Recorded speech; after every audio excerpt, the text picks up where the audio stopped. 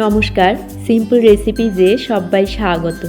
আজ আপনাদের সাথে শেয়ার করব মসুর ডাল দিয়ে মূলো শাক ভাজা আর মূলো দিয়ে মসুর ডালের রেসিপি। তো চলুন শুরু করি। এই রেসিপি দুটি বানানোর জন্য প্রথমে মূলো শাক নিয়েছি, কুচি করে কেটে নিয়েছি, আর মূলো শাকের যে ডাঁটিগুলো থাকে ওটাকেও আমি আলাদা করে কুচি করে কেটে নিয়েছি।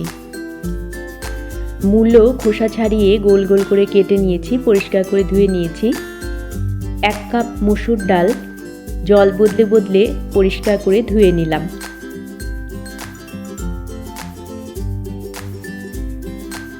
ডালটাকে প্রেসার কুকারে দিয়ে একটা সিটি দিয়ে নেব।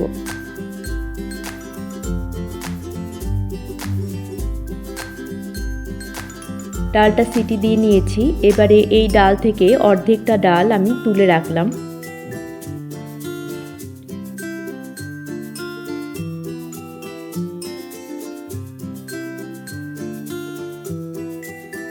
এবারে বাকি ডালের মধ্যে মূলোটা আর 2টো কাঁচা লঙ্কা, স্বাদমতো লবণ, একটু হলুদ গুঁড়ো, একটু জল দিয়ে দিলাম। ঢাকা বন্ধ করে আরও একটা সিটি দিয়ে নেব। অন্য একটা কড়াইতে 2 টেবিল স্পুন সর্ষের তেল গরম করে নিয়ে 2টো শুকনো লঙ্কা, 1 টিস্পুন কালো জিরে ফোড়নে দিয়ে দিলাম। ফোড়নের মশলাটাকে কয়েক সেকেন্ড ভেজে নিয়ে এর মধ্যে দিয়ে দেব একটা পেঁয়াজ কুচি, 7-8 কোয়া রসুন কুচি। পেঁয়াজ রসুনটাকে হালকা রং ধরা পর্যন্ত ভেজে নেব। ভাজা হয়ে গেলে যে মূলো শাকের ডাঁটিগুলো ছিল ওটাকে আগে দিয়ে দিলাম। স্বাদমতো লবণ, একটু হলুদ গুঁড়ো দিয়ে ভেজে নেব।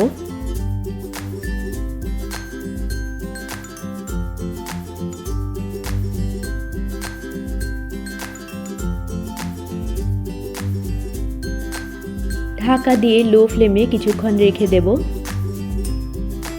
ঢাকা খুলে শাকটাকে দিয়ে দিলাম। শাকটাকে দিয়ে আবারও ঢাকা দিয়ে লো ফ্লেমে শাকটাকে একটু মজতে দেব। ঢাকা খুলে শাকটাকে একটু ভেজে নেব।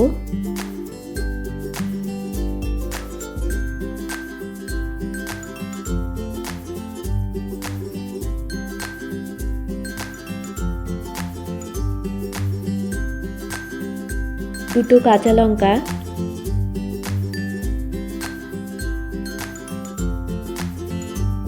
হাফ টিস্পুন চিনি দিয়ে দিলাম।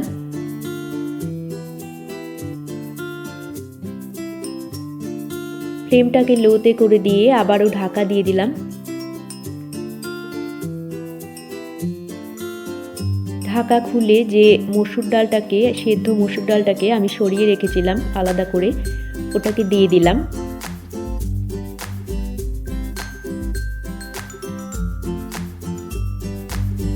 ডালটাকে শাকের সাথে মিশিয়ে নেব।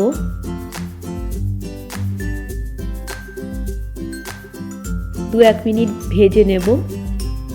তৈরি হয়ে গেল আমাদের মসুর ডাল দিয়ে মূলো শাক ভাজা।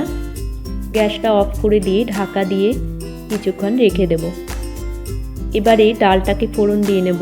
এর জন্য 1 টেবিল স্পুন সর্ষের তেল গরম করে নিয়ে এর মধ্যে দিয়ে দিলাম 2টো শুকনো লঙ্কা, 1 টিস্পুন 5 ফোড়ন। ফোড়নের মশলাটাকে কয়েক সেকেন্ড ভেজে নিয়ে ডালটাকে দিয়ে দেব।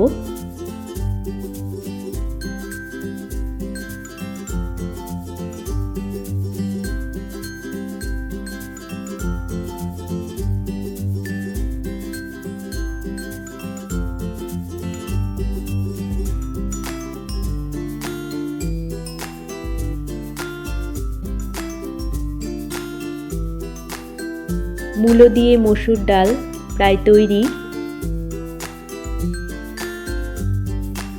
1 মুঠো ধনেপাতা কুচি দিয়ে মিশিয়ে নিয়ে গ্যাসটা অফ করে দেব। তৈরি হয়ে গেল আমাদের মসুর ডাল দিয়ে মূলো শাক ভাজা আর মূলো দিয়ে মসুর ডাল।